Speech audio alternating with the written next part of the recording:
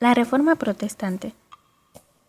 Se conoce con el nombre de Reforma Protestante al movimiento religioso de tendencia renovadora que se produjo en Europa en el siglo XVI y que originó a su vez el rompimiento de la unidad cristiana y consiguiente formación de otras iglesias, independientes de la autoridad papal, iglesias protestantes.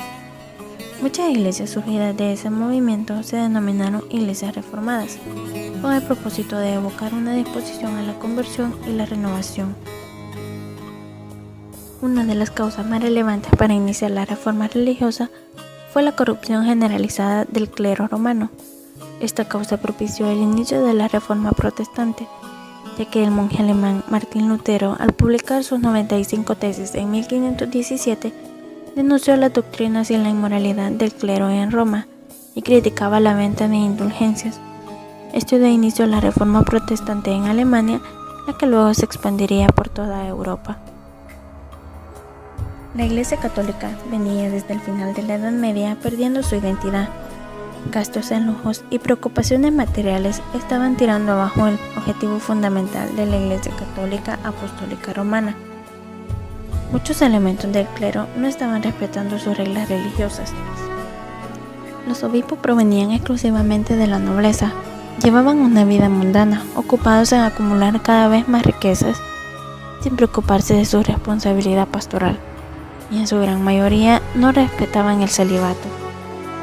Altos dignatarios y doctores de la Iglesia, en defensa de esta institución cristiana, clamaban por la moralización de ese clero, predicaban el retorno a la pureza de las costumbres y anhelaban también una reforma. Causas culturales. Un viento de novedad recorrió Europa a partir del siglo XV. Era el Renacimiento, que reaccionó contra la subordinación directa de todo lo relacionado con la religión, típica de la Edad Media. Reivindicaba la necesidad de la autonomía de las actividades humanas, con el riesgo, sin embargo, de llegar a la separación. Era el inicio del camino que llevó al hombre occidental a progresivo abandono y hasta negación de Dios. Causas sociales. Sobre todo en Alemania, dos clases sociales, nobles y campesinos, sufrieron por la crisis económica surgida después del descubrimiento de América.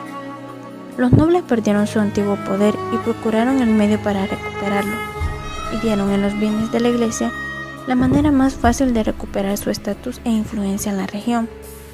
Por su parte, en los campesinos y dentro de su condición de esclavos, se incubaba el germen revolucionario. Ellos esperaban la hora de su propia liberación. Los burgueses comerciantes que acumulaban riquezas vieron en la Iglesia Católica un obstáculo para la expansión de sus negocios. En ese sentido, apoyaron la formación de iglesias nacionales con doctrinas capitalistas que apoyaban el enriquecimiento del hombre como señal divina de salvación. La Contrarreforma Católica. La Contrarreforma es una consecuencia inmediata de la Reforma Protestante. Preocupados por los avances del protestantismo y la pérdida de fieles, la Iglesia Católica usó todos los mecanismos para impedir la diseminación de la religión protestante en Europa y en las colonias europeas de América.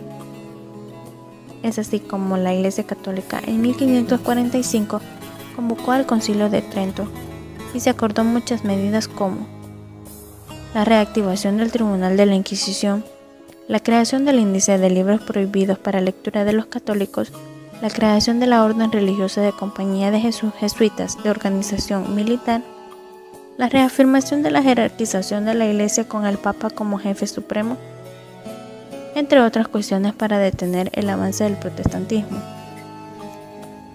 Sin embargo, el cristianismo protestante ya se había propagado principalmente en el norte y centro de Alemania, Escandinavia, Finlandia, Estonia, Letonia, los Países Bajos del Norte, la mayor parte de Suiza, Escocia, Inglaterra, los Estados Unidos, la mayoría de Canadá, Sudáfrica y Australia. La reforma tuvo sus antecedentes en dos movimientos de rebeldía surgidos en la Edad Media contra la Iglesia. Estos aparecieron al producirse el cisma de Occidente. Fueron Juan Wycliffe y Juan Huss los jefes de dichos movimientos, y aunque fracasaron en su intento, dejaron honda huella de acción, considerándoseles debido a ello como precursores de la reforma religiosa.